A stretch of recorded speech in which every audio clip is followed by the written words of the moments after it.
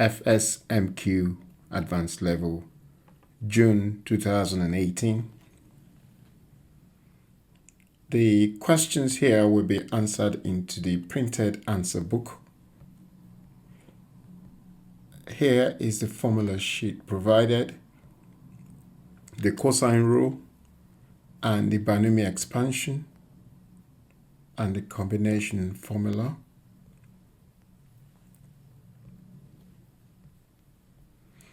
And this is the questions.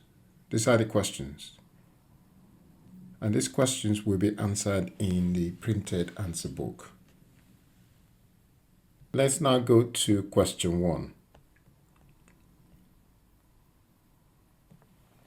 This is question 1, and it's asking us to solve the inequalities.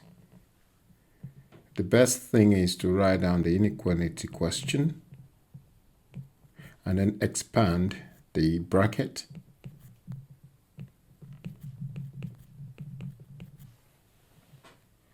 Expanding the bracket on the right hand side.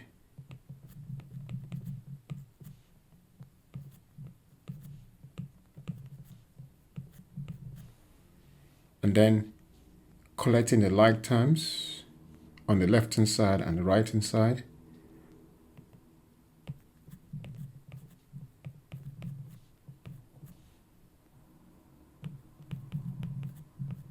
So I have added x on both sides, and then take away 1 on both sides and added 6 on both sides.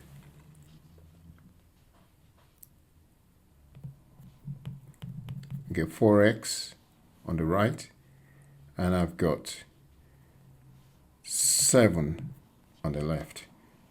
I divide both sides by 4, so I get 7 over 4 is less than x. Therefore, x is greater than 7 over 4. So that's the answer to question 1. Question 2. The gradient function of a given curve is given by dy dx equals 2 plus 2x minus 3x squared. Find the equation of the curve given that it passes through the point 2 and 3. Well, in this case, you've got a gradient. So what is happening is you're going from gradient and you want to find a function. If you're going from gradient to the function y, you integrate. And if you're going from the function to the gradient, you differentiate.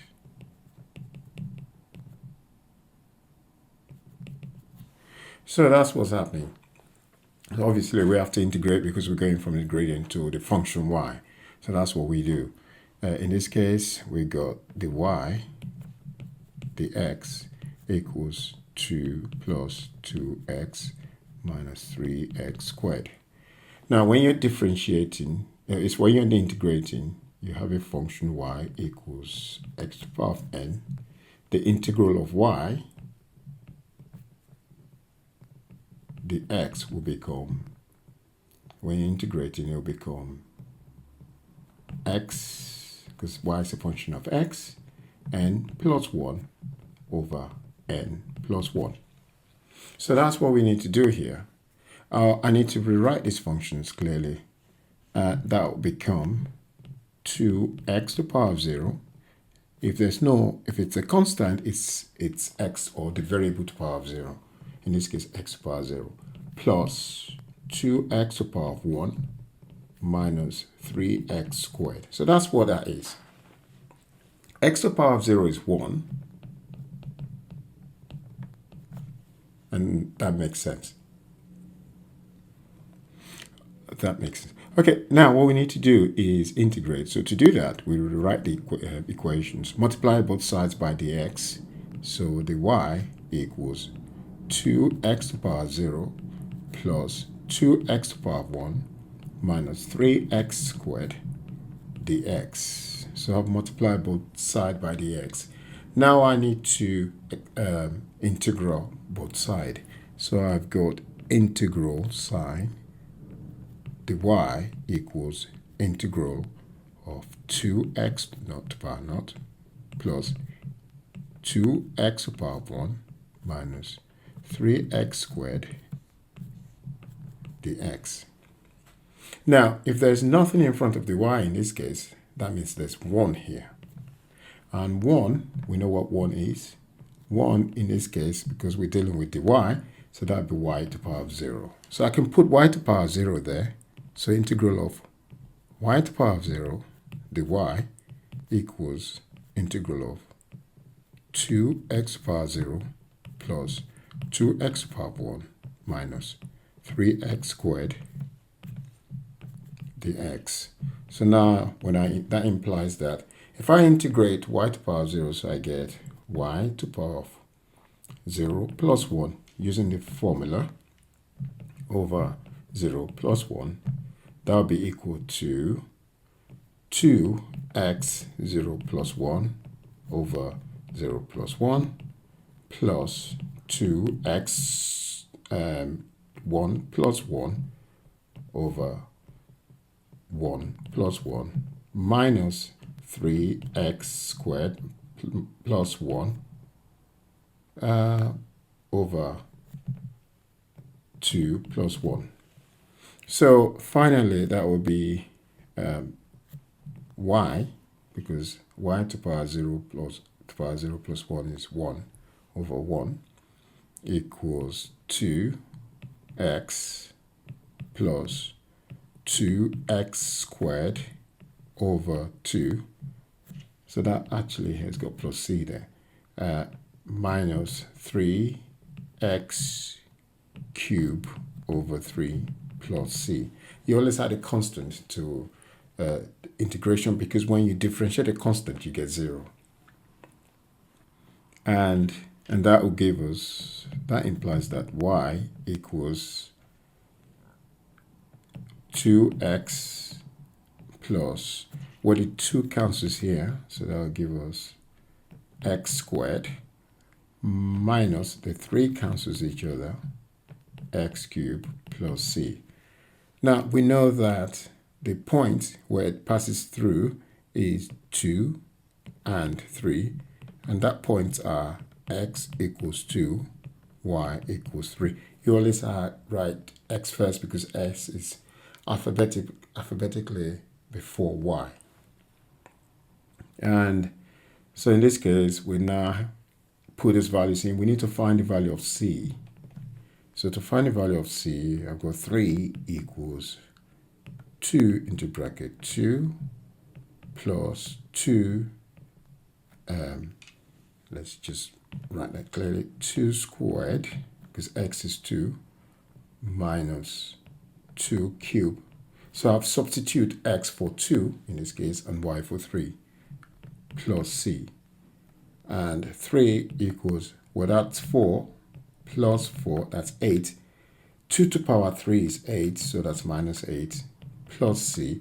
And that implies that c equals 3. So the function equation is y equals 2x plus x squared minus x cubed plus 3. Question 3. The graph of y equals x squared plus 2x minus 3 is given by on the grid. So that's a function there. Write down the question 3.1 or 3i. Write down the solution to the equations. The solutions are the roots. That's where it crosses the x-axis. And I've just marked those points. I'm just marking those points. So that's the roots. That's the other root. So the point where it crosses the x-axis are the solutions. So in this case, the solutions are x equals minus 3 and x equals 1. Question 3, part 2. Well, the quadratic we've been looking at, it's got 2 degrees of polynomial, and that's why it's got 2 roots. If you have 2 degree of polynomial, you will have 2 roots. If you have 3 degree of polynomial, you have 3 roots. Degree of polynomial is the highest power. In this case, the highest power is 2. So that's the degree of polynomial. Now, question 3, part 2, is asking us to plot the appropriate straight line on the grid. Find the solution to the equation. Right, the grid equations, or the grid curve, has an equation of y equals x squared plus 2x minus 3. And the new given equation is x squared minus x minus 6 equal to 0. Well, in this case, what we need to do now is compare these two together. X squared plus 2x minus 3 will be equal to, well, I need to, in order to have minus 3, I need to have 3x here in order to have minus x, because if I take 3x to the other side, it will become minus 3x. So 2x minus 3x will give us minus x. And also, in order to have minus 6 here, minus 6 there, I need to have plus 3 here. So if I take 3 away, if I take away 3 away from both sides, I will have minus 6 on the left. And if I take away 3x from both sides, I have minus x on the left. And that will give us the final solution here. So really, in this case, I have got 2 solutions where x squared plus 2x minus 3 equal to 0 and 3x plus 3 equal to 0. Meaning that these are the y values of these equations. So that's y of that. So now I need to plot this graph y equals 3x plus 3 on the curve here. I need to plot y equals 3x plus 3. So I'm going to write that down. Y equals 3x plus 3 on that curve. In order to plot that graph, this graph is a straight line graph because it's linear, because the power of x is 1. So to plot that, I need 2 points to point a straight line. The first point will be when x equals 0, what is y? When x is 0, I get y equals to 3 of 0 plus 3. That meant y equals 0 plus 3 and y equals 3. So that when x is 0, y is 3. All I need to look for is when x is 0, the value of y is 3. So that will be here 0, 1, 2, 3. So that's my y. When y is 0, what is x? So in this case, I'm putting y equal to 0. So 0 equals 3x plus 3. I need to take 3 away from both sides. So I get minus 3 equals 3x. Divide both sides by 3. So I get x equals minus 1. So minus 1, when y is 0, x is minus 1. So now I can plot the straight line. So all I need to do is plot that straight line to find the point of intersection.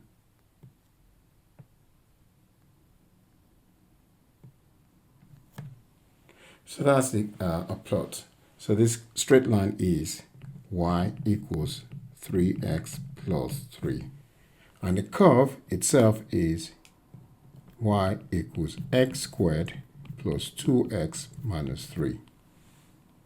Now, the point of intersection where they equal is here. Those are the points of intersection here. And that's the value that we need to show. It says plot the appropriate line on the grid. We just done that. Find the solution of the equation. So the solutions are when x, where they cross each other. So that point here, that is x equals 2. That's one solution. And the other solution is x equals 3. x equals minus 2 here, sorry. So x equals minus 2 and x equals 3. So these are the solutions. So I'll come back here and put the solutions are x equals minus 2 and x equals 3. Question 4. You're given that the acute angle theta is such that sine theta equals 1 over 5. Find the exact value of the following: cos theta, tan theta. The best might be to draw a circle or just draw a triangle. You don't have to draw a circle, you could just draw a triangle. And then you're given that the opposite, because sine theta is opposite over hypotenuse.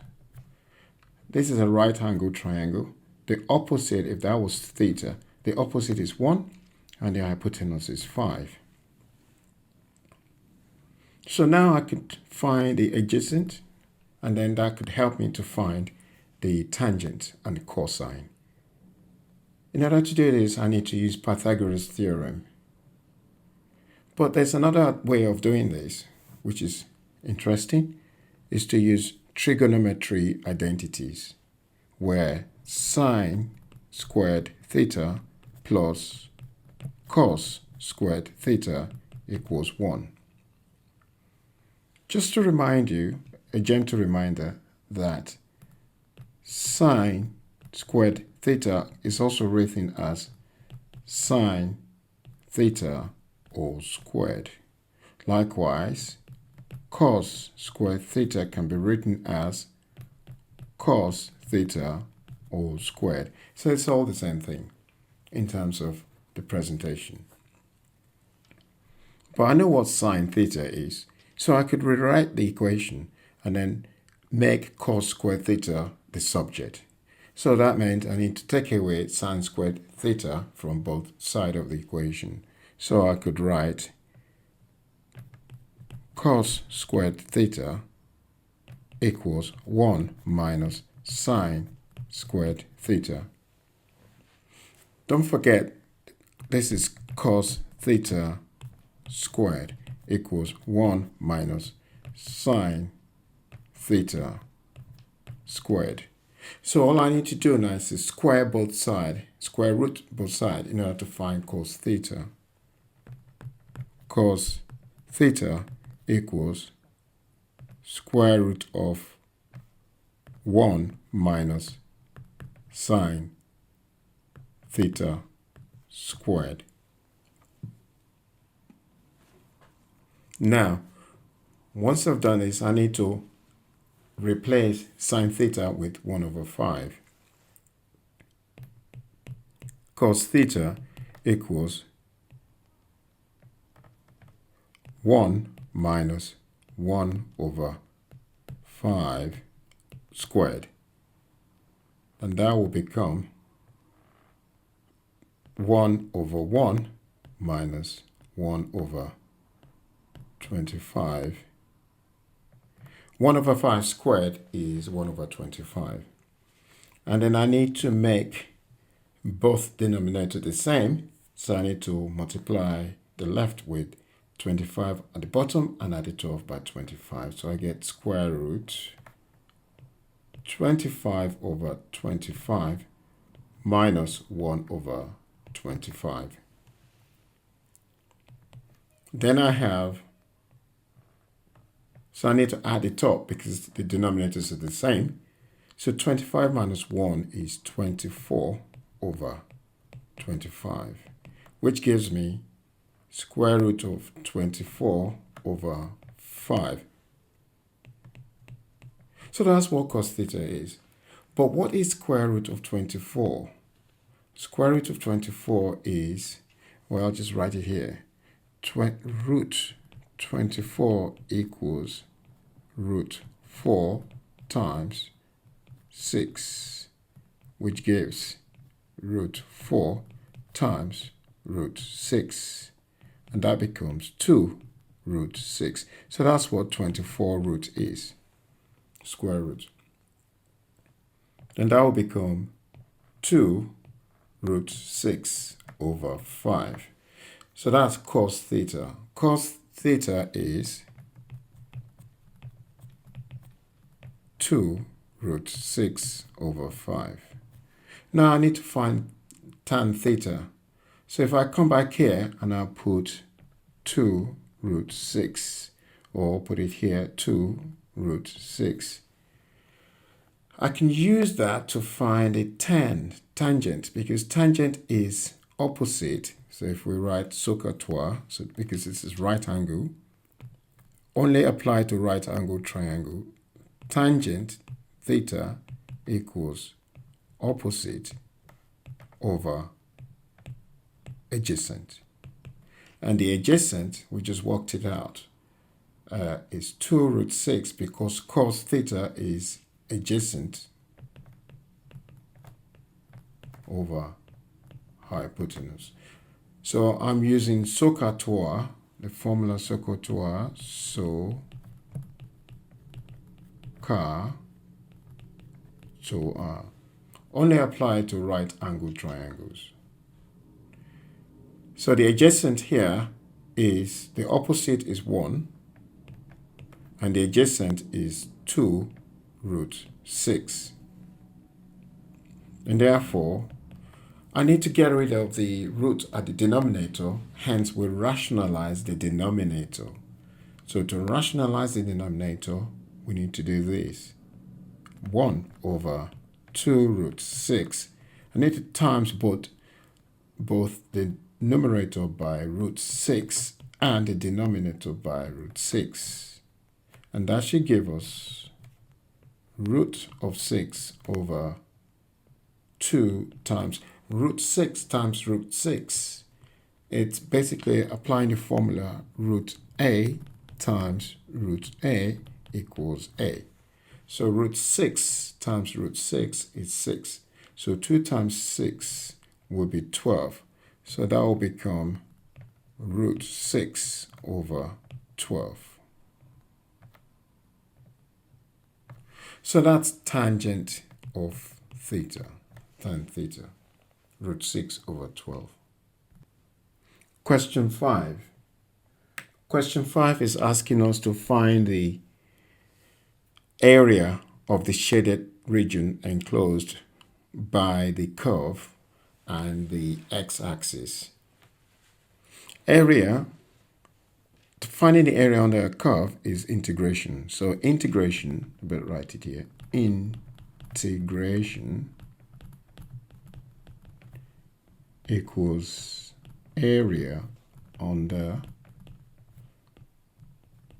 the curve. So we know the function. The function is y equals 6x squared minus 2x cubed. And the boundaries are 0 and 3. That's the boundary where the area covers. So we need to find a definite integration here. So I need to integrate both sides. And the formula for integration is if you have y equals x to the power of n, the integral of y dx becomes x n plus 1 over n plus 1 plus c. So that's the formula for integration. And that's what we're going to apply here. So we integrate both sides, integral of y dx equals integral of 6x squared minus 2x cubed dx. But the boundaries are between 0 and 3. So when I integrate this, and that's giving me the area. So using the formula here, so that will be 6x cubed, that's 2 plus 1 over 3 minus 2x to the power of 4, that's 3 plus 1, n is 3, over 4. Square brackets, the boundary 3 and 0. In this case, there is plus c. And that will become 2x cubed minus x to the power 4 over 2 plus c 3, 0. So what I meant, so that's the area. So area is y times the x, the height times the distance. So now what we need to do is replace x by 3, replace x by 3, and x by 0. So that would be 2, 3 cubed minus 3 to the power 4 over 2 plus c. That's the first one. And we take away when x is 0. So it'll be 2 to the power 0 cube minus 0 to the power 4 over 2 plus c. Now the c's we cancel out, so we're going to have 3 to the power 3 is 27 times 2 is 54 minus 81 over 2 plus c minus 0 minus 0 minus c. So c cancels out. So I get 54 minus 81 over 2. And that will give me 27 over 2. Because that will become 108 minus 81 over 2. And that's 27 over 2. So the area is 27 over 2. Question 6. Solve simultaneous equation. Right, so we got the two equations here simultaneously solving. So 3x plus 4y equals 18. I will need to call that equation 1. 7x minus 3y equals 5. I'll call that equation 2. I need to eliminate one of these two variables. The first variable is x, and the second variable is y. So let's try and eliminate y. So that means I need to have the same coefficient for y. The first, in equation y, the coefficient of y is 4. And in equation 2, the coefficient of y is minus 3. So if I times equation 1, so if I say times equation 1 by 3, and then I would times equation 2 by 4. So let's do that. So 9x plus 12y equals 18 times 3 is 54. I'm going to call that equation 3. And then equation 2 multiplied by 4 will be 28. Just write 28x. 28x minus 12y equals 20, equation 4. Now what I need to do is add the two equations together. So let me put equation 4 right here. 28x minus 12y equals 20. Why am I adding them together? Because I need to get rid of the y. The only way to get rid of y is to add them together, because y is plus 12y and minus 12y. If I add them together, y will disappear. So I'll put plus here. Draw a line. And 28x plus 9x is 37x. 12y minus 12y is 0, and that'll be equal to 74. Now I need to divide both sides by 37. So x equals 74 over 37, and x equals 2. So therefore, x equals 2. Now that x is equal to 2, I need to find y. So if I substitute x equals to 2, so I'll write sub x equal to 2 in equation 1. So I'm going to have 3 into bracket 2, so the x is replaced by 2, plus 4y equals 18. 6 plus 4y equals 18. 4y equals 18 minus 6, so I'm taking away 6 from both sides. Let me make this clear. So 6 plus 4y. Now, 4y equals 12, and y equals 12 over 4, which equals 3. So y equals 3. So the solutions are x equals 2, y equals 3. Question 6, part 2. Draw a rough sketch of the lines to demonstrate graphically the solution to part 2. In this case, the two equations in questions, which are 3x plus 4y equals 18 and 7x minus 3y equals 5.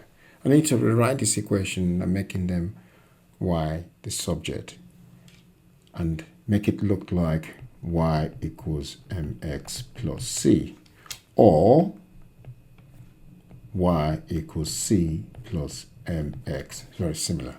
So what we need to do in this case is to make y the subject. So I need to take away 3x from both sides from the first equation. So I get 4y equals 18 minus 3x. And I need to divide both sides by 4. Y equals 18 over 4 minus 3 over 4x. 18 over 4 is, simplify that, that'll be 9 over 2 minus 3 over 4x. Likewise, the second equation, I need to move the 3y to the other side. So I get 7x and then 5 to the other side, minus 5 equals 3y. Divide both sides by 3, so I get 7x over 3 minus 5 over 3 equals y. So I can now rewrite it as y equals 7x over 3 minus 5 over 3. So those are the equations, y the subject, which meant that in order to plot a straight line graph, I need 2 points. The first point will be when x equal to 0. When x is 0, what is y? In this case, when x is 0, y will become 9 over 2 minus 3 over 2 times 0. And that is 9 over 2, which becomes 4.5. So y is 4.5 when x is 0. When y is 0, and I need to do 0 equals 9 over 2 minus 3 over 4x, and that becomes 18 over 4 minus 3 over 4x, go to 0. Now, multiply both sides by 4, so I get 0 equals 18 minus 3x, and therefore, move 3x to the other side, 3x equals 18, x equals 18 divided by 3, 6. So let's do the same thing on the second equation. So I've got space to plot it in Sketch. So when x is 0, y will become minus 5 over 3, which it becomes 1.7 minus 1.7. So y is minus 1.7. When y is 0, so I get 0 equals 7x over 3 minus 5 over 3. Multiply both sides by 3. I get 0 equals 7x minus 5. Take minus 5 to the other side, I'll become plus. So I get 5 equals 7x, and therefore x equals 5 over 7, which is 0.71. So x is 5 over 7, that's 0.71. So just check it. Yep. Now, I need to sketch this curve. So I'll just do straight line there, and the other straight line. One is a negative curve,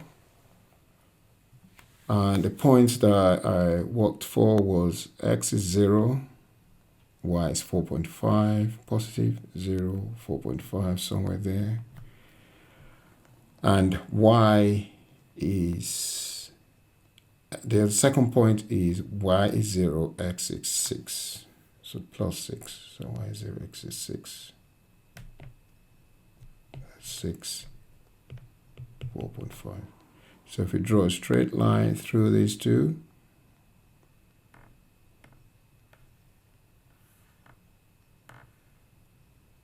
better do that again.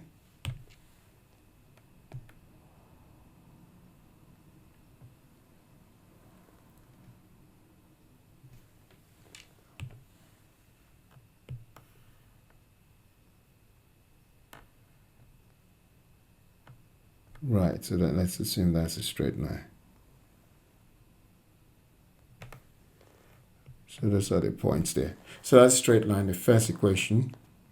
And the second one is x equals to 0, y equals minus 1.7. 5 divided by 3. So right, yep,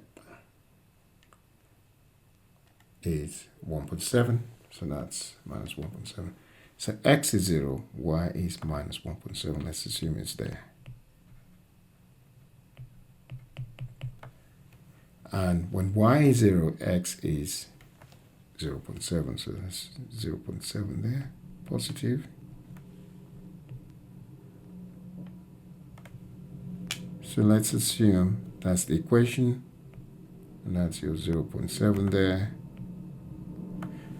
And now, at this point here, this point where they met, where the two equations meet, is where x equals 2 and y equals 3.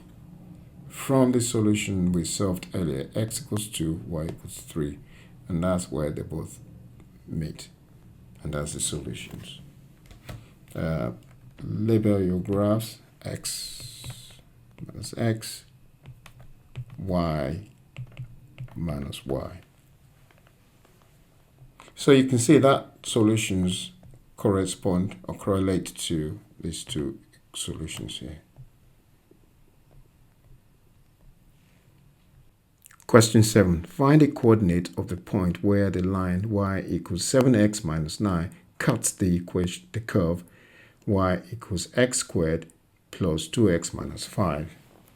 In this case, the best is to write down the equation. So the line is y equals 7x minus 9, and the equation, the curve, is y equals x squared plus 2x minus 5.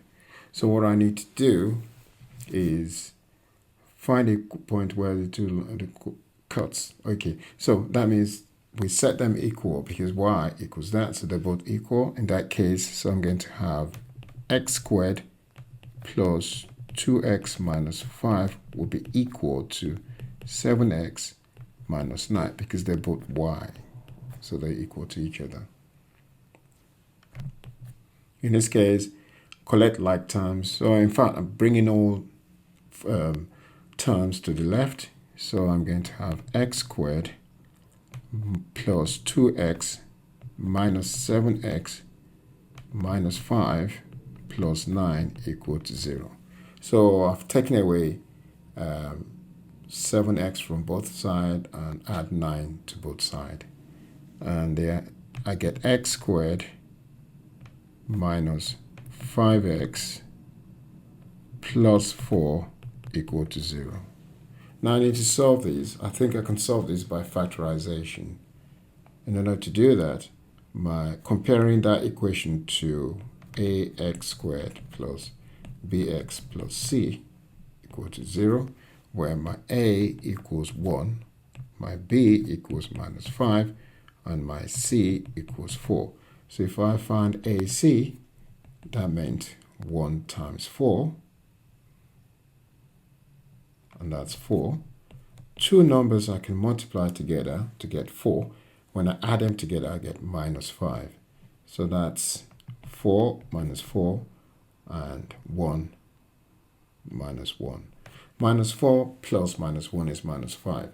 All I need to put now is put x there, put x there. So minus 4x plus minus x is minus 5x. So I can replace minus 5x with minus 4x minus x. So I can rewrite this equation here by writing x squared minus x minus 4x. So I've replaced that one with minus x minus 4x. It's pretty same thing, really. And that equals minus 5x. So plus 4 equal to 0. So I'm doing factorization now. Solving by factorization. X is common, so x minus 1. Minus 4 is common, that means x minus 1 equal to 0. Notice that they have to be the same if you've done it right. So in this case, they are. So always check that. Now what we need to do is find out the common factor again. So x minus 1 is a common factor. Then we're left with x minus 4x. That equal to 0. We set each factors to 0. So that implies that x minus 1 equals to 0. Therefore, x equals 1. Adding 1 to both sides. And the other factor is x minus 4 equal to 0. And therefore, x equals 4. So the two coordinates, the point of intersection x equal to 0. X equals to 1 and x equals to 4. When x equals to 0,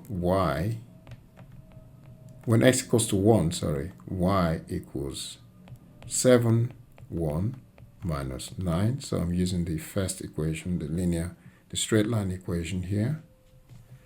That's easy to use than that one. So I'm using the easy one, and therefore I get y equals, just take that back, therefore y equals minus 2, and when x is 4, so I get y equals 7 into bracket 4 minus 9, which therefore y equals 28. 7 times 4 is 28 minus 9, which equals to y equals 19.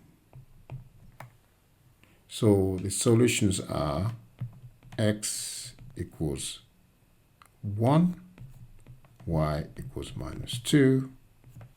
Those are the points of intersection. And x equals 4, y equals 19.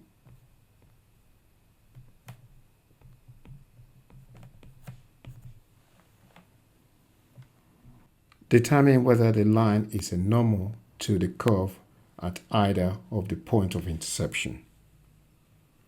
Right, so you got a curve and you got a line of intersection. We want to determine whether those lines are normal. Normal is, if you have a tangent like that, that's a tangent, it will have its gradient t for tangent, and the normal will be that line here. It's perpendicular to the tangent, and that will have its gradient n. So you can see this perpendicular line is a normal and the tangent line is a tangent. And this two has a relationship, and the relationship is the gradient of the normal times the gradient of the tangent will be equal to -1. So all we need to do is find the gradient of the tangent, and then find the gradient of normal, and then multiply them together. If we get -1, that means they are normal. This is a normal to the intersection. Normal, it means right angle, really. So to do that, we need to find the gradient of the tangent. So y equals the curve x squared plus 2x minus 5. And to find the gradient of that one, we do the y, the x, and that will become 2x plus 2. And when x equals, at this point, so that's a gradient there of the tangent. Now, at this point, we need to find that gradient at x equals 1, and then at x equals 4. So when x equals 1, dy dx will be equal to 1 times 2 plus 2 is 4, and in this case 4 times 2 plus 2, 4 times 2 is 8 plus 2 is 10. So at this point, that one is not, well, so I've got 4 and 10, and that's the gradient of the tangent. Now we need to find the normal line, so which is y equals, the normal line is, the gradient of the normal line is 7x plus 9, and the gradient, which is the y, the x, if you differentiate that, actually you get 7. So the gradient is 7. So if you differentiate a constant, you get 0. If you differentiate 7x, you get 7. And so the gradient is 7. You can see now, if this equation is if the linear is normal to the curve, then we should be getting -1 if we multiply them together. So if I do the first one, which is, so this is the m tangent, so mt times, and this is m normal. So mt times m normal, it's not equal to -1, because 4 times 7 is not equal to -1. Likewise, 10 times 7 is not equal to -1. So therefore, it's not normal. Neither is normal. Question 8, part 2. Hence, write down the range of values of a for which the equation has real roots. We know that x plus 1 square must be equal to 1 minus 4a. For a real roots, 1 minus 4a must be greater or equal to 0. So it has to be positive. And therefore, take away add 4a to both sides. So I get 1 must be greater or equal to 4a. And divide both sides by 4. 1 over 4 must be greater or equal to a. And therefore, a must be less or equal to 1 over 4.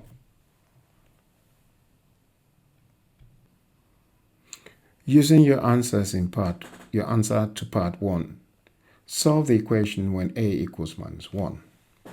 Give your answers exactly. So I've got x plus 1 squared equals 1 minus 4a.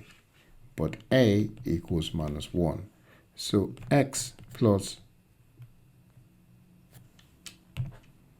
1 squared equals 1 minus 4 into bracket minus 1, which gives 1 plus 4, x plus 1 squared, and that will give x plus 1 squared equals 5, and therefore we need to square root both sides. So x plus 1 equals plus or minus root 5, where x will become minus 1 plus or minus root of 5.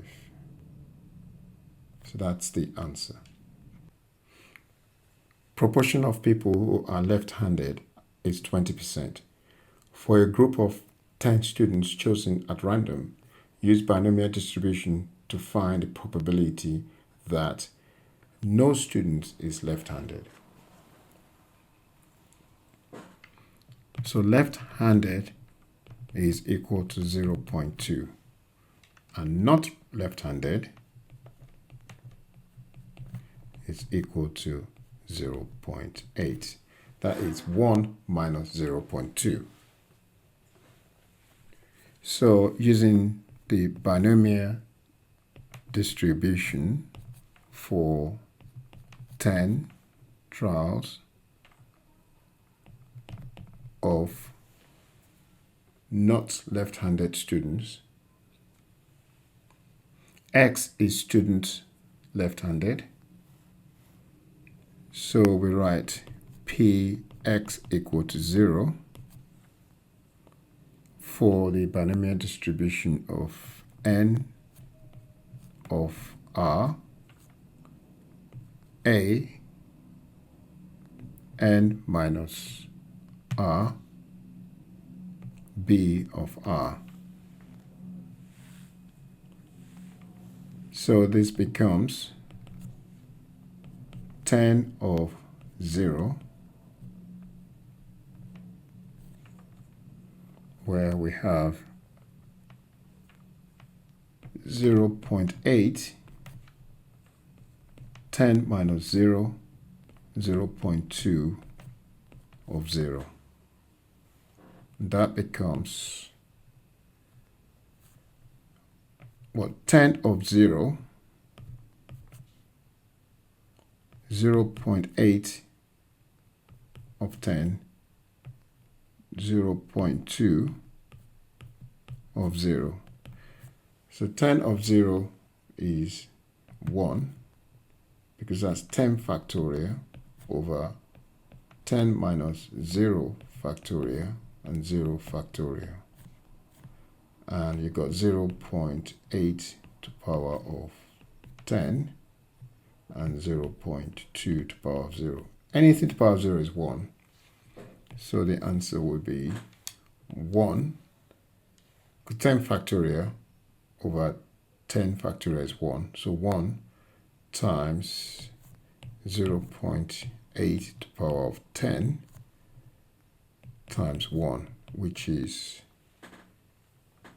so if we multiply those together, we get 0.1074.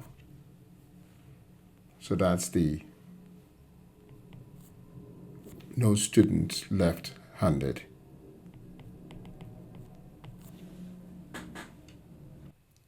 Question 8.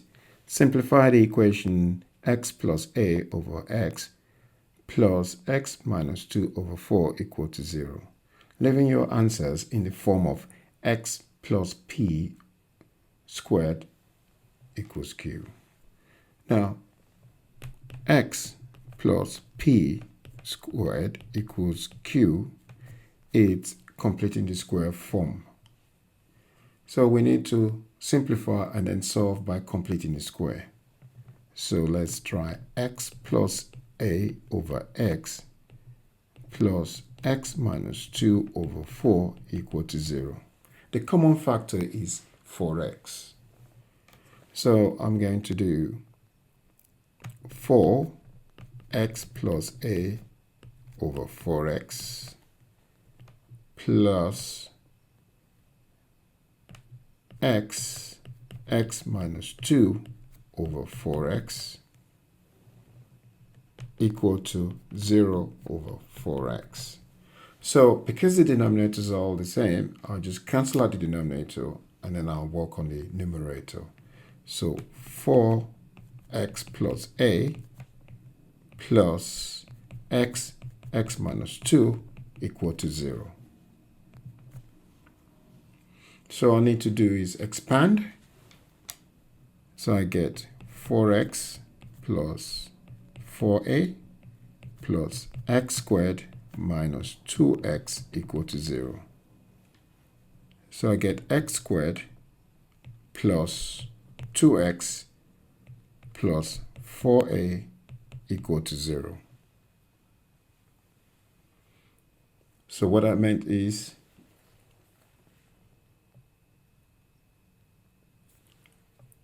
I need to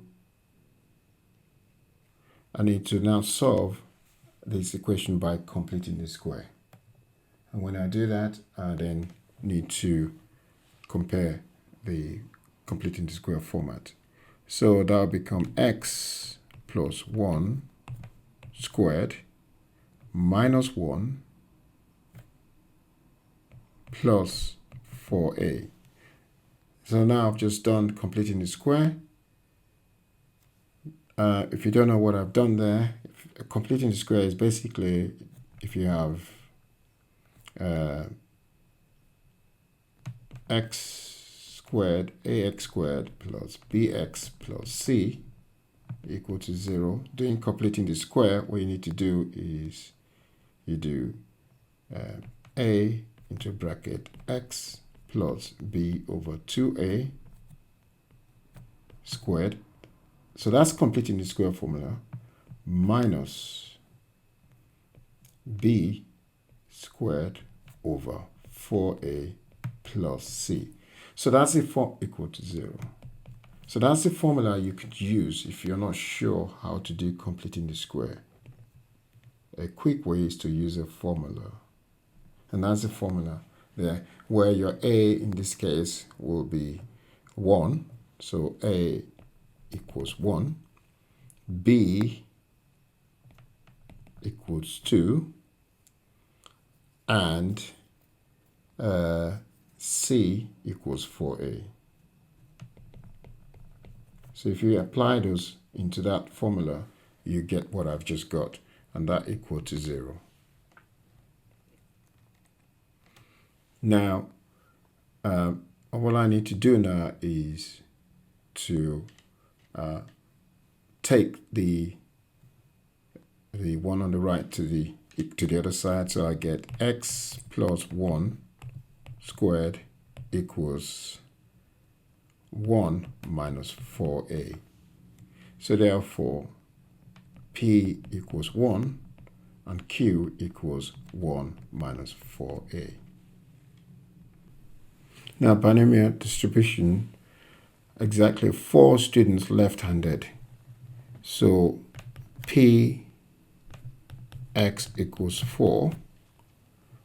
That gives us 10 combination 4, 0.2 to the power of 4, 0.8 to the power of 10 minus 4, and that will give us 10 factorial over 6 factorial, 4 factorial. Don't forget 10 4 is 10 factorial over 10 minus 6, 10 minus 4 factorial, 4 factorial. Basically, it's n factorial over n minus r factorial for n r combination. So that's what we've got there. And then we've got 0.2 of 4 to the power 4, 0.8 to the power 6. And that becomes, well, 10 factorial is 10 times 9 times 8 times 7 times 6 factorial over 6 factorial, 4 factorial, 6 factorial cancel each other out. So I've got 0.2 to the power of 4, 0.8 to the power of 6. And I've got 4 factorial, so I've got 10 times 9 times 8 times 7 over 4 times 3 times 2 times 1. That's what 4 factorial is. 0.2, 4, 0.8, 6. And, well, 4 goes here.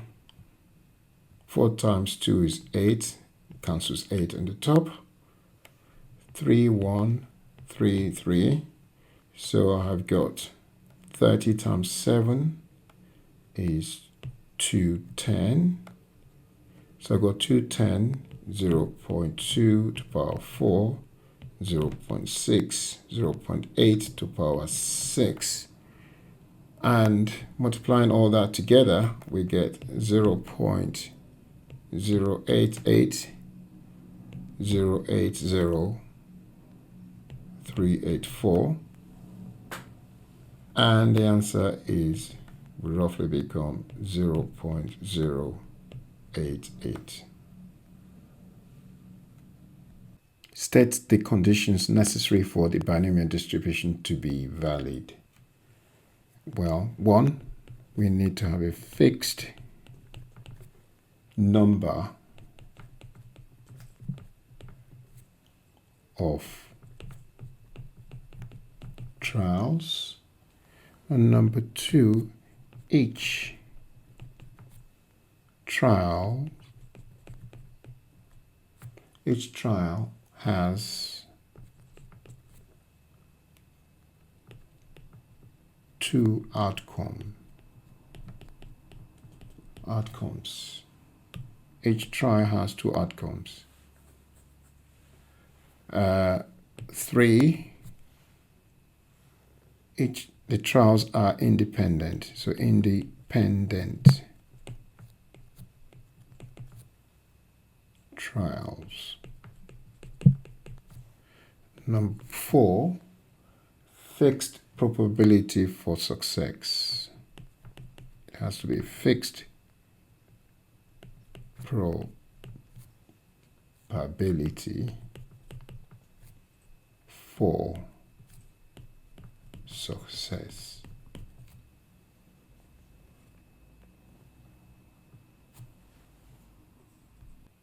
Question 10. Figure 10 shows an up and over garage door X, Y that is 200 centimeters long. There is a small wheel at the point G on the door. The wheel runs freely up a groove in a fixed vertical door frame. AB, a metal rod AP, is fixed to the top of the door frame A and the top of the door frame A, and is also fixed to the point P on the door. The rod is hinged at both ends.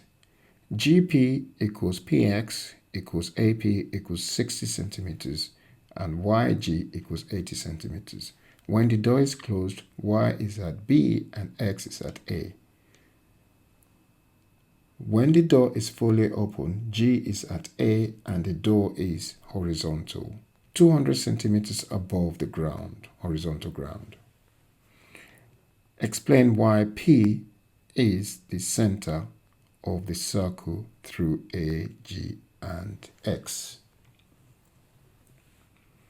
Well, so what we've got is we've got AP, GP, and AX. So if I draw a circle there, it's not a perfect circle, so I'm trying to make it perfect. There we go.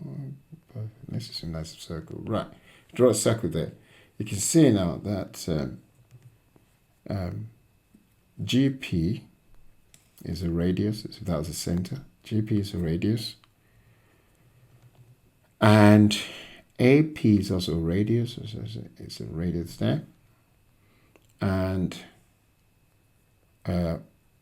therefore, so what happened is we've got AP is equal to XP, so that's XP as well as also radius, which also is equal to GP, and that all equal to radius of the circle, and which equals to 60 centimeters. So that's what's going on there.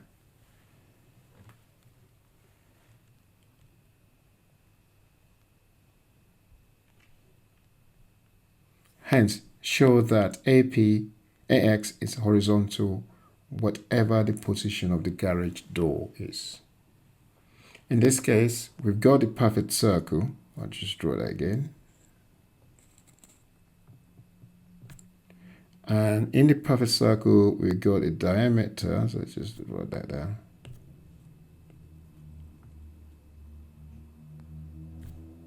And the diameter, we got X here, and we got G there. We just extend that. And that'll be Y. And with a point goes from there to there, that's AX.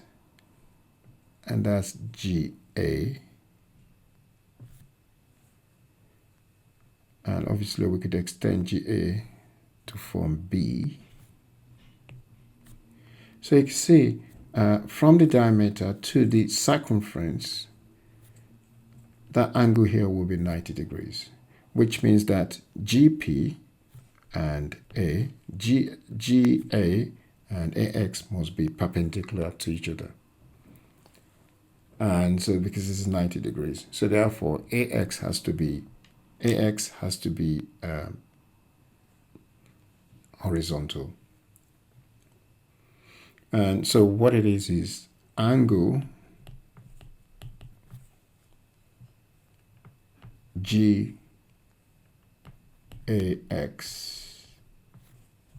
angle GAX is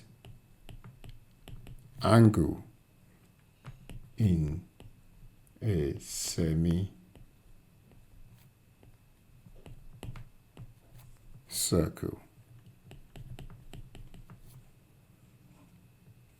And since BA is vertical, XA must be horizontal.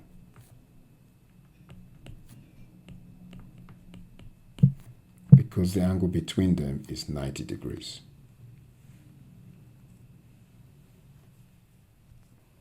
Question 10.3. Find the height of Y above the ground when angle AGP equals 40 degrees.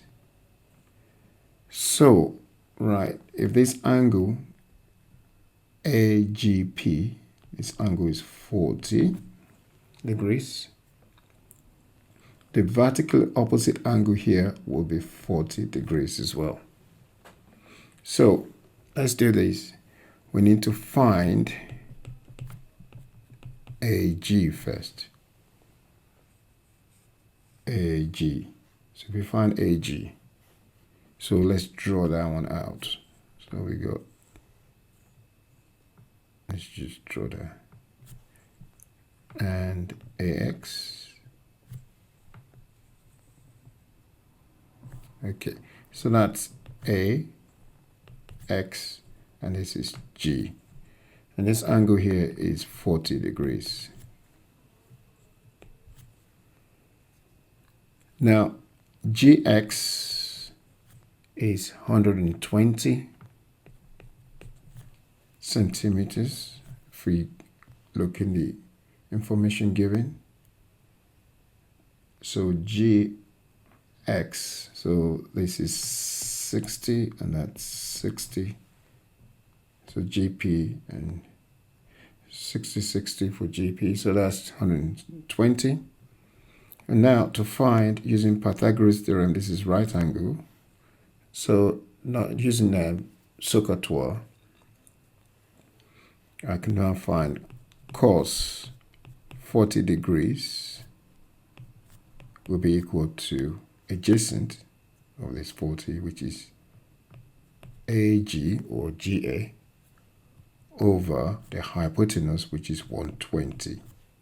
So that's adjacent over hypotenuse. That's 120. And therefore, AG equals 120 cos 40 degrees. And that will give 91.93 centimeters. Now I need to find y. Find y below G. So I need to find y below G.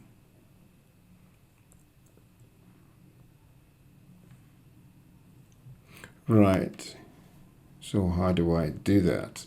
Because we want to find high. So to find y below G, the best thing to do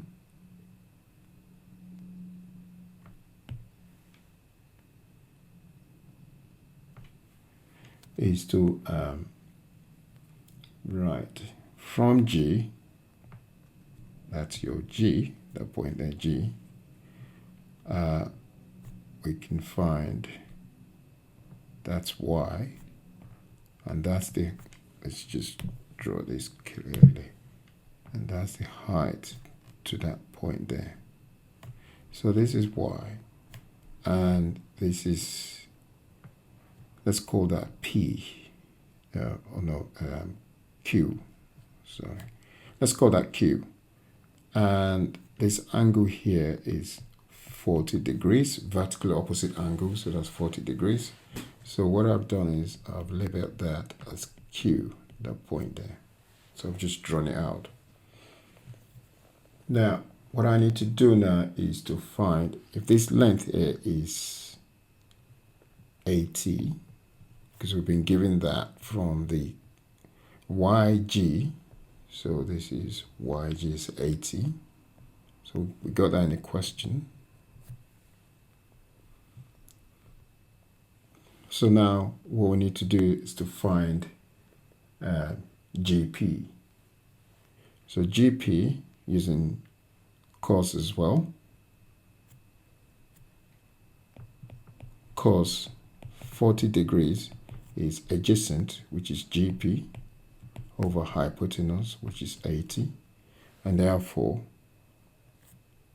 GP will be equal to GQ, sorry. GQ will be equal to 80 cos 40 degrees. And that will give us 80 cos 40 degrees is 61.28 centimeters. Now, we know that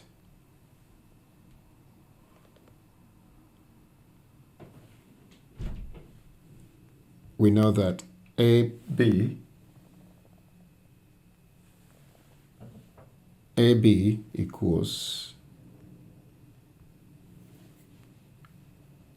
well, xy is 200. So we know that xy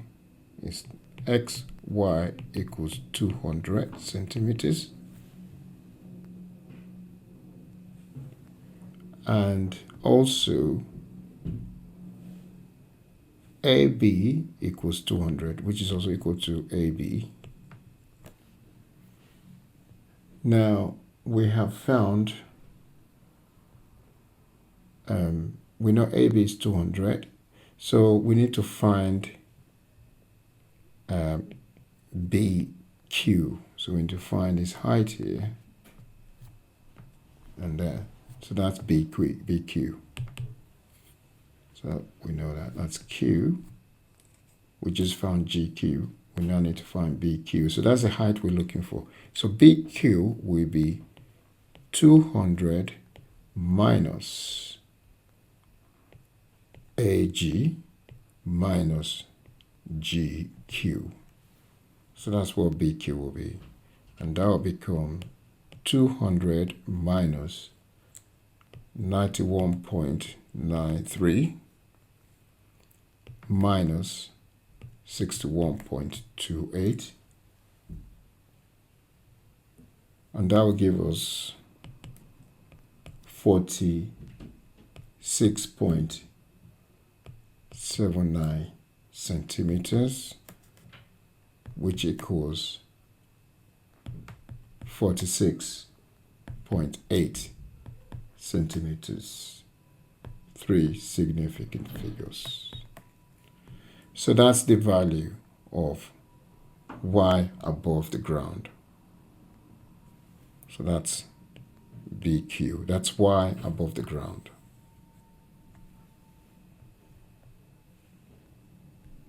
Question 11. A circle has a center 0, 3 and a radius 3. Show that the equation of the circle is x squared plus y squared minus ky equal to 0. So first thing to do is to draw a circle.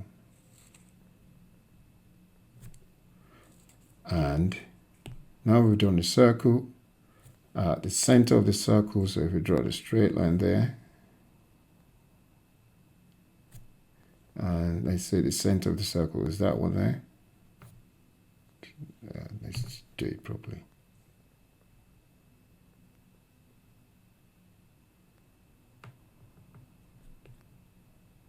Okay, so that center is 0 and 3.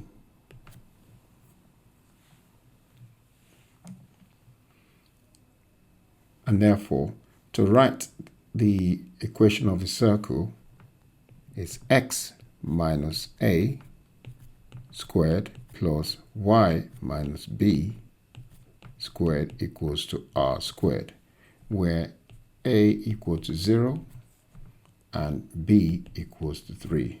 And therefore we have x minus 0 squared plus y minus 3 squared equals 3 squared, because the radius of the circle is 3. And therefore we get x squared plus y minus 3 squared equals 9. And that implies that x squared plus y minus 3 equals 9. If we expand this, we're going to get x squared plus y times y, y squared, y times minus 3 minus 3y, minus 3y, minus 3 times y, minus 3y, minus 3 times minus 3 plus 9 equals 9, which gives x squared plus y squared minus 6y equals 0. If we compare that with the equation given above, which is x squared plus y squared minus ky equal to 0. And that implies that k equals 6.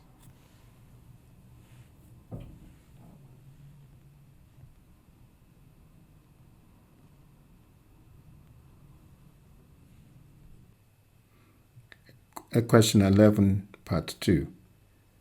The line y equals mx minus 2 passes through the point P, 0 and minus 2, and is a tangent to the circle. Find the two possible values of m. If we draw a circle,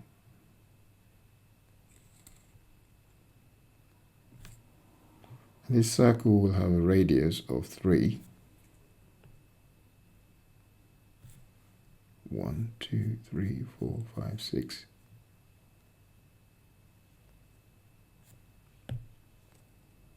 Let's just draw and draw that. Let's assume that's the radius. Okay. So in this case, the circle has a radius of 3. And this point here at the center is 0, 3. And a straight line passes through point P. So if we extend that line, and this line here is 0, and so that's minus 1, minus 2, so that's a point there. And that point is a tangent to the line here.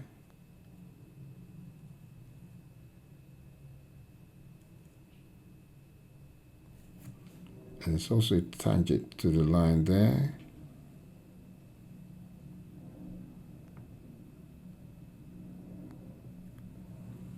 All right, so now that's what the question is saying. Find the two possible values of m. And the point here is the point where that, from the radius to that point, it's a right angle. So that's a right angle. From the radius to that point is also a right angle. Just draw a right angle there.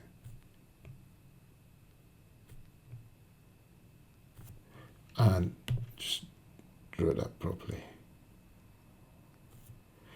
Likewise, just draw this properly.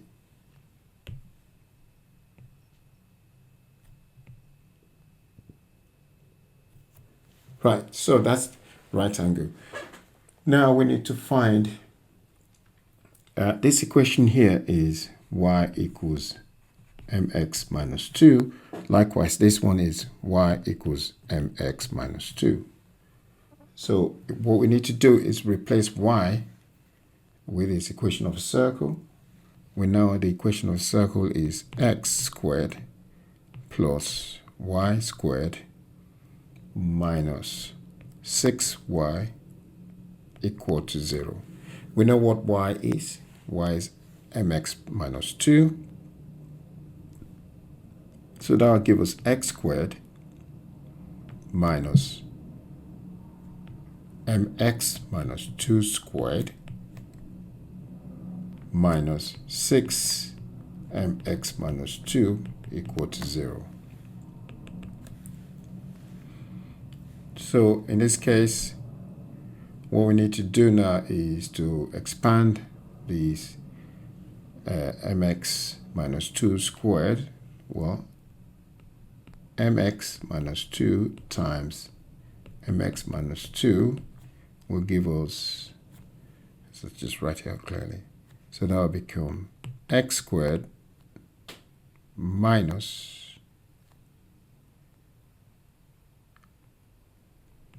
m squared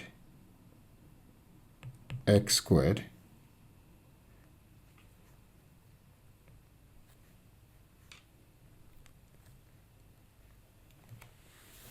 that's plus, by the way, plus mx times mx is m squared x squared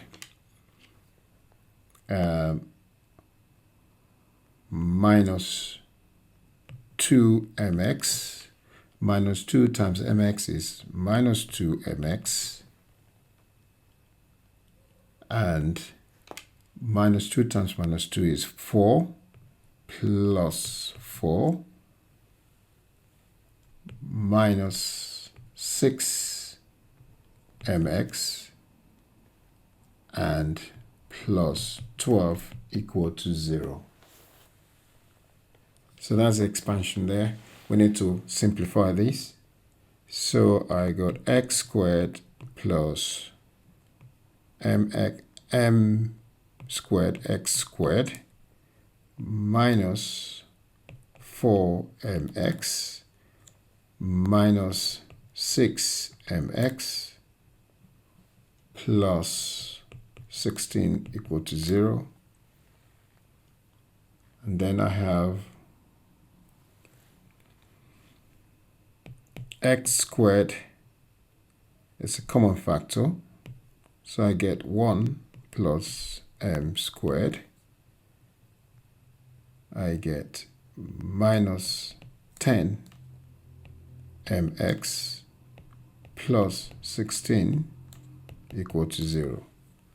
Now, for a tangent, if there's a tangent, it meant that the tangent is equal roots. So a tangent always gives, so tangent is equal roots. What that meant is, in a quadratic equation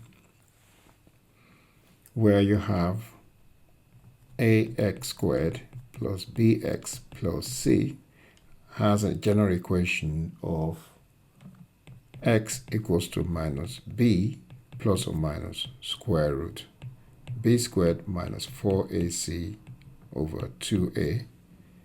The b squared minus 4ac is equal to 0 for a tangent. When you have a tangent and the roots are equal, so therefore b squared minus 4ac equal to 0. We call that discriminant. So that's the discriminant. The discriminant is b squared minus 4ac equal to 0.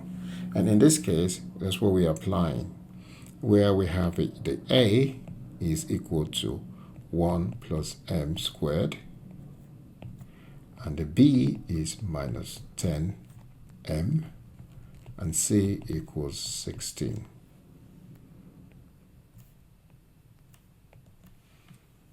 And so that's what we'd apply to this equation. And therefore, we're going to do that now to solve this. And so what we're going to get is, so just draw a line there. So we're going to get b squared, which is minus 10m squared. That's b squared.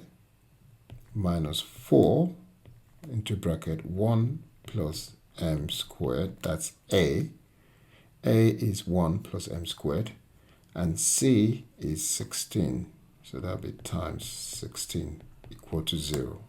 So I've just applied b squared minus 4ac equal to 0. And now what I need to do is to solve that. So that will give us 100 m squared minus, right, so minus 4 times 16 is 64. 64 times 1 is 64 minus 64 m squared equal to 0. And that will give us, well, 36 m squared. 100 minus 64 is 36 m squared. Minus 64 equal to 0. Now, take 64 to the other side and divide both sides by 36. So m squared equals 64 over 36. And that will give us 16 over 9 after simplifying it using 4. Then we need to square root both sides to get m. So m equals plus or minus square root 16 over 9, which is 4 over 3 plus or minus. So m equals plus or minus 4 over 3. So this is all possible because of the tangent has equal roots, and that meant we can use b squared minus 4ac equal to 0, the discriminant.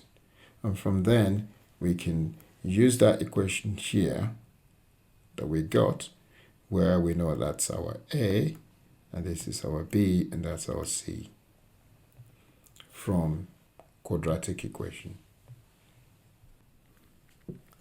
Question 11, part 3. The two tangents from P meet the circle at the point A and B respectively. Find the lengths PA and PB. So if we have those 2 points here, and they meet the circle at those points there,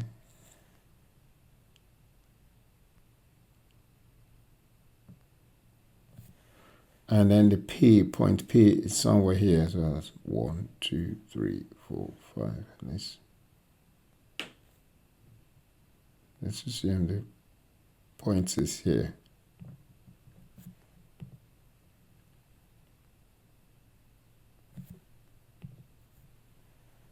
So those are the tangents. So that's point P, and those are the tangents here. That's P, that's B, and that's A. The line from there to there is 5. And this is right angle triangle. So that angle here is right angle, and that's right angle. And this line is, this radius is 3. This is 5. And so if we draw the right angle again properly,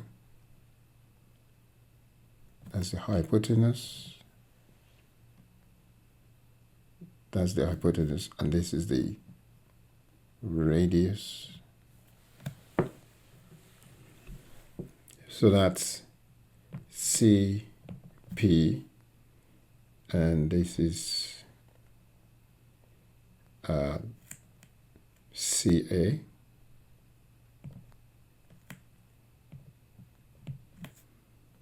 That's CA, which is 3, and CP, this is 5. So what we need to do is using Pythagoras theorem, so that'll be 5 squared equals, because that's right angle, 5 squared equals 3 squared plus PA squared. That's 25 equals 9 plus PA squared. And that gives 25 minus 9 equals PA squared. Therefore,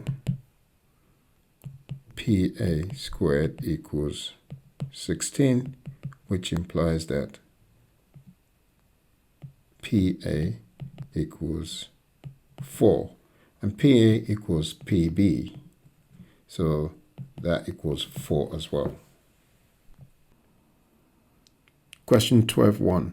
The shape shown in the figure 12 is made up of metal rods A, B, C, D in a rectangle. AB is equal to CD equals to Y centimeters, and BC equals DA equals 6 centimeters, 6x centimeters. AED is an isosceles triangle with height 4x centimeters, and AE equals ED. Show that the perimeter PC, P centimeter, can be written as P equals 16x plus 2y. Right, we got two shapes, a rectangle and a triangle.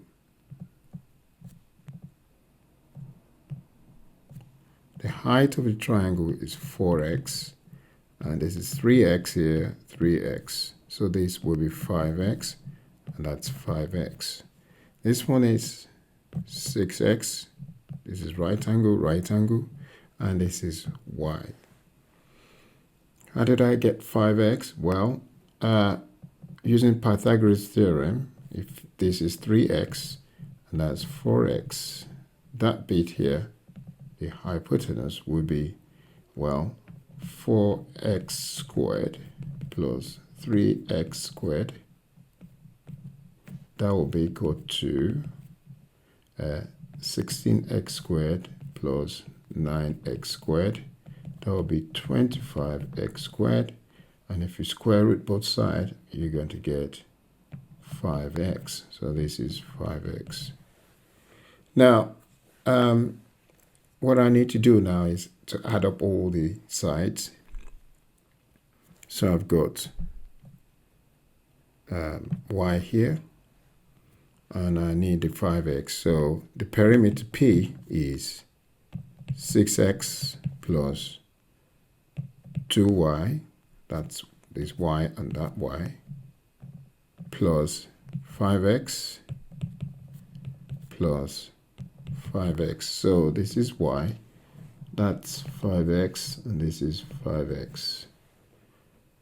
So, and that will give us 6x plus 10x, right, plus 2y.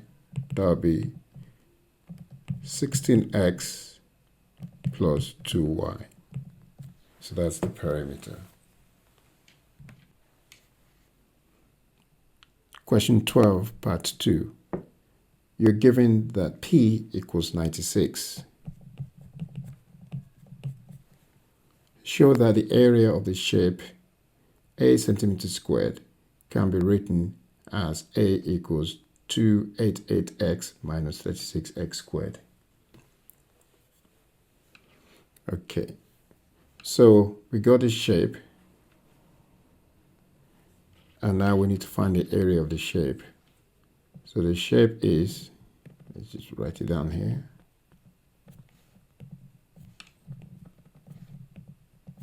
This is 5x, 5x, 6x, y, y. So the area of the shape, the perimeter is 96 centimeters. And the area will be, if I split that into 2,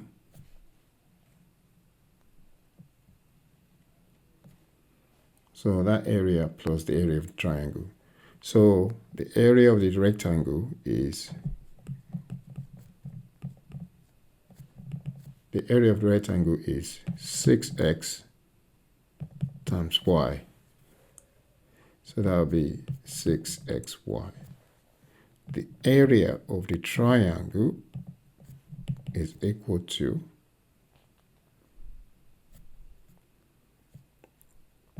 a half base times height times 2, because there's 2 of them. The height is 4x. So I get a half times, the base is 3x, 3x times 4x times 2, and that will give us 12x squared. Because 3 times 4 is 12, and x times x is x squared. So the total area will be 6xy plus 12x squared.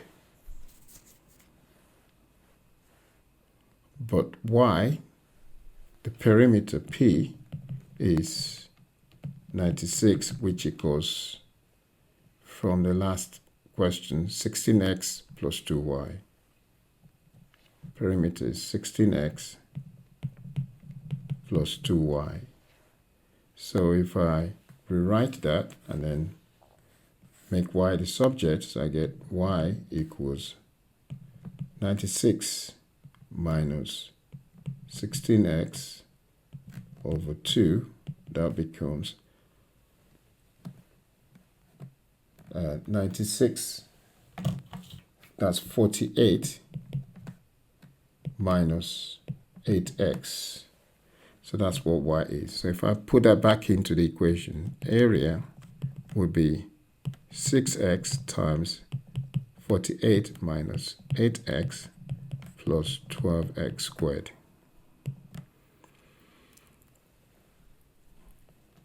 6 times 48 is 288x.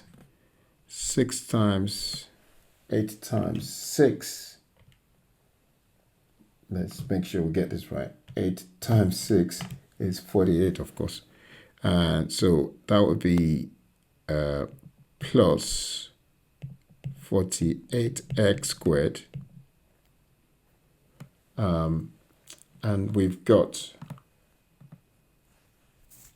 the perimeter, which is plus 2y. So we've got 2y in there. And that gives us, so that actually should be minus 48. So I'll just get this out of the way. So you got minus 48 plus 12x squared. And that gives us 288x minus 36x squared. So that's the area. So that proves that shows the proof that area equals 288x minus 36x squared.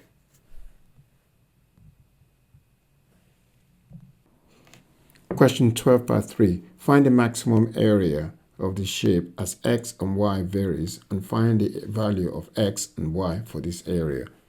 Well, A is 288x minus 36x squared. If we sketch the curve, we're going to get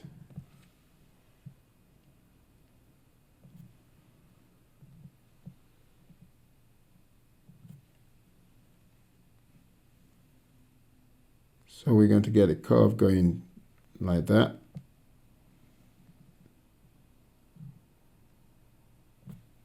Let me just draw that properly.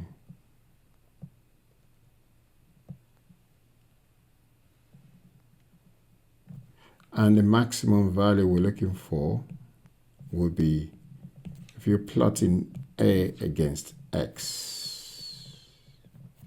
So the maximum value of X will be that, and that's A we're looking for here. So that's what we're looking for. The quadratic is N shape. And in order to do that, in order to find the maximum value, we need to find the A, the X, and equate it to 0. That's the point when the gradient is 0, the top, the maximum value, at the point of the turning point. And therefore, differentiating that is, we're going to get 288 minus 36 times 2, that's times 2 by the way, x, and differentiating 2 to minus 1. In fact, let me just write that down clearly.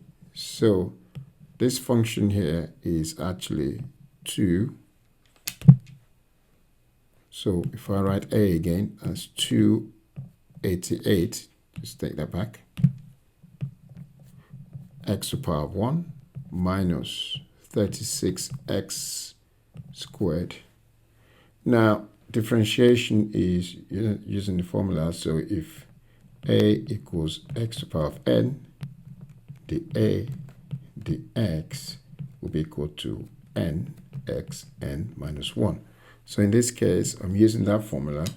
So that would be 288 times 1, x to the power 1 minus 1, minus 36 times 2, x to the power 2 minus 1. And that will give us, well, 288 x to the power of 0 minus 72 x to the power 2 minus 1 to the power 1. And that becomes 288 minus 72x. So that's the A, the x. And we equate that to 0. And that gives us 72x equals 288. X equals 288 divided by 72. And X equals 4. At X equals 4, what is A? So what we do is plug it back 4 back into A. So A will be equal to 288x minus 36x squared. So that's the value of A. And when x equals to 4, you're going to get 288 into bracket 4 minus 36 into bracket 4 squared. And that gives us, punching that into calculator, we get 576 centimeters squared. So that's the area, the maximum area when x is 4 at the turning point.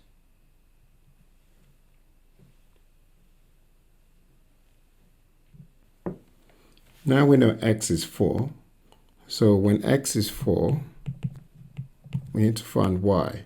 Y equals, if we go back here, y equals 48 minus 8x.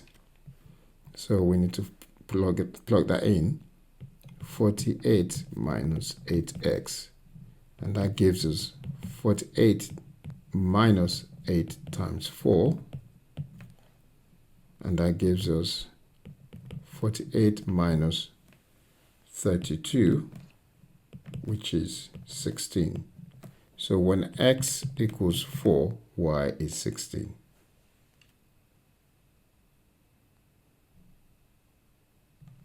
Question 13. Jesse walks at 3 kilometers per hour in a straight line from a point B to point C. A distance of 5 kilometers. C is on a bearing of 0.050 from B, as shown in figure 13.1. Brandon sets off at the same time as Jesse. He started from a point A, which is 2 kilometers east, due east of B. He walks at 2 kilometers per hour directly to C. Calculate the distance AC, correct to 3 significant figures. Well, in this case, if that's 950, this angle here will be 40 degrees. If I call that B small b and small a, and I call that small c, I can apply, in order to find the distance AC, I can apply the cosine rule.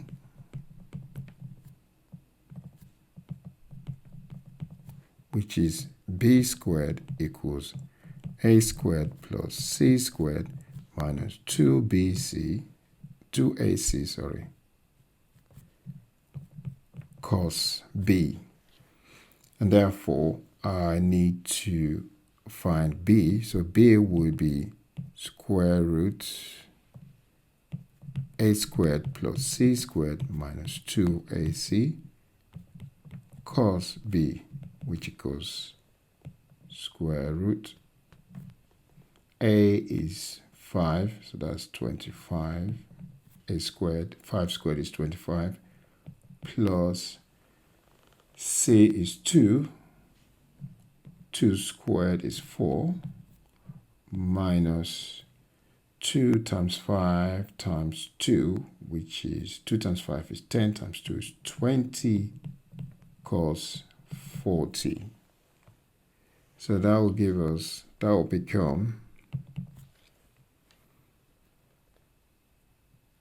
square root of 29 minus 20 cos 40, and that gives 3.69858, and putting that in 3 significant figure will be 3.70 kilometer. That's B. So that's AC. show that Brandon arrives at C approximately 11 minutes after Jesse arrives. So in this question, I can see that Jesse walks at 3 kilometers in a straight line from point B to C. So let's do that. We got for Jesse, she walks at 3 kilometers in 1 hour per hour, and that is 60 minutes. 1 kilometer walk, that means 3 divided by 3 will give you 1. And then I have to divide 1 hour by 3 as well, which means I divide 60 by 3. Whatever I do to left, I do to right. And now I need to find 5 kilometer that is being done by kilometer distance by Jesse. So 5 kilometer, which means 1 times 5 will give 1 times 5 hours over 3, which is 60 times 5 over 3, and that gives us 100 minutes. Likewise, Brandon walked here. Brandon walks. Brandon said the same as Jesse. He started from a point A, which is 2 kilometers per hour due east, and then he walked 2 kilometers per hour directly to C from A. So that would be 3.7. So for Brandon, so I would put Brandon here as Brandon normally walks 2 kilometers per hour and in 1 hour, which is 60 minutes. And then 1 kilometer per hour for Brandon will be 1 over 2 hour, which is 60 divided by 2. And therefore, when he did 3.7 kilometer, that would be 1 times 3.7 over 2, which gives 60 times 3.7 over 2, and that gives 111 minutes. And the difference between 111 minutes minus 100 minutes is 11 minutes. So Brandon arrives at C 11 minutes after Jesse.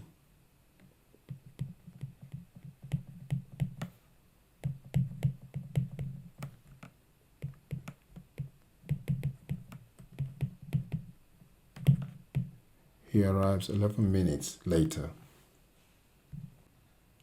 Now, question 13, part 3. Charlie also sets out at the same time as Jesse. He walked in a straight line from A at 2 kilometers per hour to meet Jesse at point X on BC, as shown in figure 13.2. He arrives at the point X at the same time as Jesse. So this angle here we know is 40, and this angle here will be theta.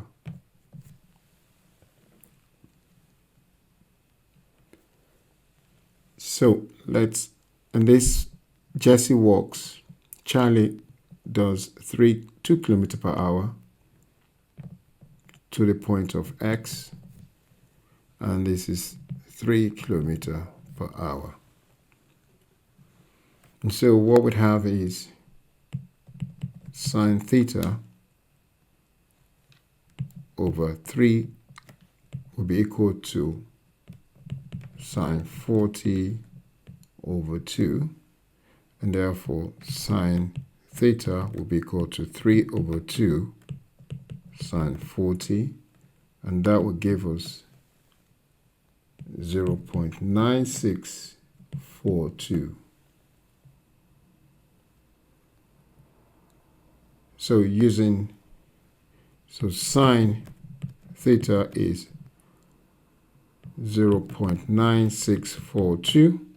Therefore, theta will be sine inverse to inverse 0.9642. Punching that into calculator, so you do shift sine 0.9642. That's 74.6. So that'll be, so theta equals 74.6 degrees. Roughly that will be 75. Let's stick to 74.6. Now, to find the bearing, so I'll draw a circle. Right. So that's circle there. So that'll be my north. That's, just draw down properly.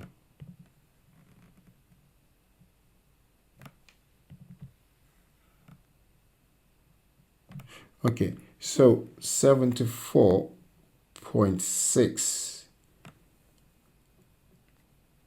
from the angle that we've drawn, when we calculated that was there. So when we calculated it, that was there. So that's 74.6. Which means that the bearing, we go from 0, 0, 0 degrees all the way to 180. So that's 180 degrees. Then to 90, that's 180. Then plus another 90, that's 270 degrees. And then 270 plus 74, 270 plus 74.6, that will be 2345. So that will be, so the bearing for that one will be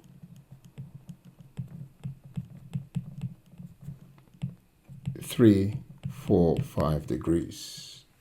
That's the bearing for it, because we got it from going from 0, 0.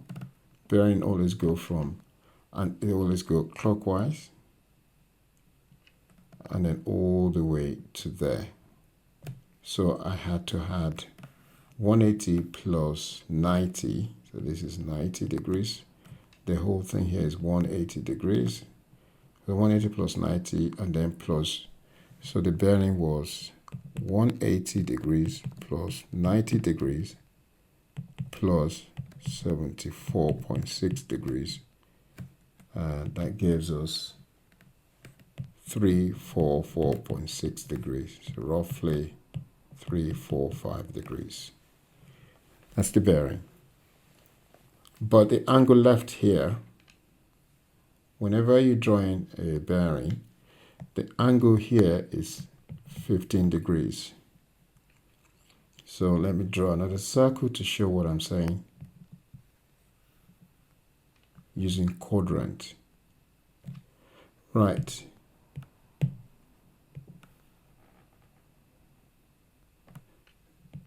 So this is the circle again. The first quadrant, all positive. The second quadrant, sine is positive, and tan is positive, and cos is positive. But from here, sine A is positive because we got sine theta is 0.96. That's positive number. So that means the angles here are, these two angles here, and the reflection of that here. So we've got this angle here, which is, the bearing will be 0.15 degrees, and this angle here will be 345 degrees. So the bearings that we're looking at are, so we're looking at the bearing of 345 degrees, and that's the first one there, and the second will be 0.1015 degrees bearing, and that's where these are positive, because bearing always go from 0, 0, 0 and clockwise direction, and that's where they're positive. So this is positive here, positive and positive there, because sign is positive here and positive there. In the first quadrant, sign is positive. Second quadrant, sign is positive. And therefore the bearings are 0.15 and 0.15 degrees and 345 degrees. Right, question 14a. Two cars P and Q accelerate from rest from a point O at the same time. P accelerate uniformly at 2 meters per second squared. Write down the formula for the displacement meters of P at time t seconds after leaving at point 0. Right, so we need to write a displacement using Suvart equation. Suvart. And S equals UT plus a half AT squared. So it's good to remember that, where U equal to 0 and A equals 2 meters per second squared. If you plot those values back in, so S equals 0 times T plus a half 2T squared. That implies that S equals a half 2 times T squared, which is T squared. So S equals T squared. Question 14a, part 2. Using appropriate units, find the time taken for P to reach a speed of 90 kilometers per hour. Right, so V equals U plus AT. We know that A equals 2 meters per second squared, and U, we know that U equals 0 and V equals 90 kilometer per hour. So we need to change that into meters per seconds, which is 90 times 1000 divided by 3600. So that should change it to, and that becomes, if you plug that in, that will be 25 meters per second. So that's the velocity, but U is 0, so we have V equals AT, and that implies that T equals V over A, which is 25 over 2, and that gives us 12.5 seconds. So T equals 12.5 seconds.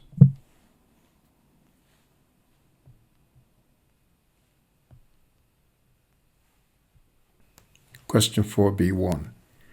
Q accelerate from rest with variable acceleration a meters per second squared, where at time t seconds a equals 1 plus kt, where k is a positive constant. Q passes P when t equals 10. Find the value of k. for Q at time t 10 seconds, SP equals t squared, where t is 10, so that'll be 10 squared. That gives 100, which SP equals 100 meters. A equals 1 plus KT, which is also equal to dV dt. So dV dt equals 1 plus KT. Rearranging, dV equals 1 plus KT times dt.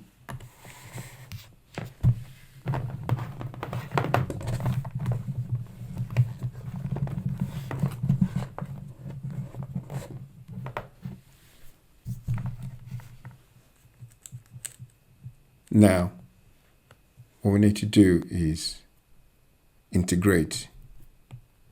dV equals 1 plus KT dt integral. Integrating in order to find the area under that graph, under that curve, and the area will give displacement. So when we integrate, we're going to get, we get velocity in this case because we're integrating. And therefore, integral of 1 dV equals integral of 1 plus KT dt. Because we're integrating 1 dV, because there's 1 there, v to the power 0 equals 1. And t to the power 0 equals 1. Hence, we can rewrite integral of v to the power 0 dV equals integral of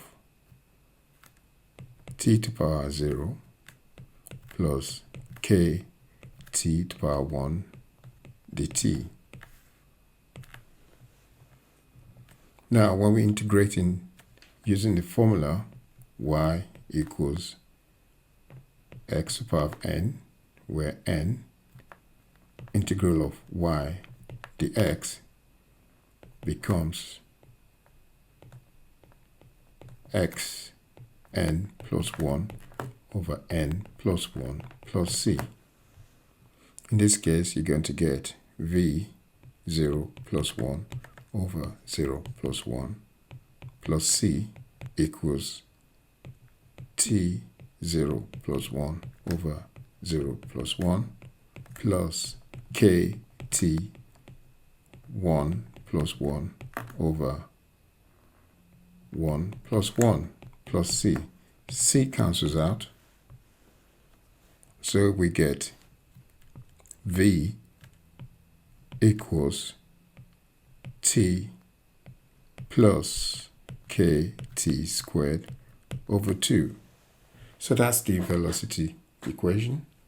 Now we need to find the displacement, and that equals the s dt. Again, when we rewrite the s dt, the s equals t plus kt squared over 2 dt. And now if we integrate, now we're going to get s equals t squared over 2 plus k 2t, take it back, k t cube over 3 plus c.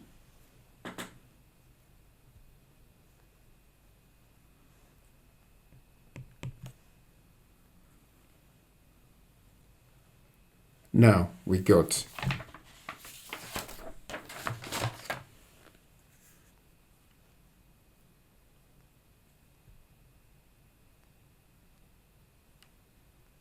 we already have a half, so times 2.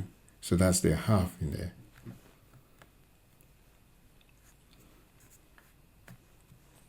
Now S equals t squared over 2 plus kt cubed over 6. C cancels out. Now we need to find the value of k.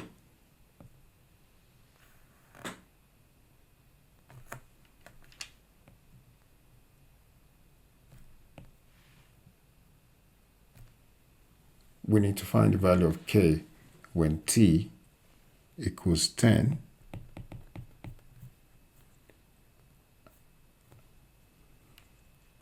and at the point where they equal, so we have SQ equals 10 squared over 2 plus k 10 cubed over 6 equals 100.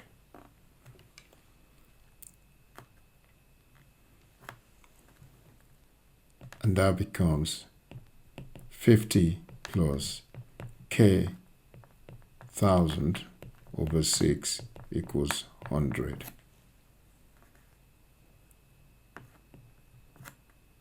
Now 50 multiply both sides by 6, so I get 300 plus k 1000 equals 600. K 1000 equals 600 minus 300. K 1000 equals 300. Therefore, K equals 300 over 1000, which is 0.3. So K is 0.3. 14b, part 2. We need to show that at the time when P reaches 90 km per hour, Q is traveling at a speed just less than 130 km per hour. Well, we know T equals 12.5 seconds and VQ equals T plus kt squared over 2, which equals 12.5 plus 0.3, 12.5 seconds over 2. And that equals, if you punch that into a calculator, you'll be getting 35.94 meters per second. We now need to convert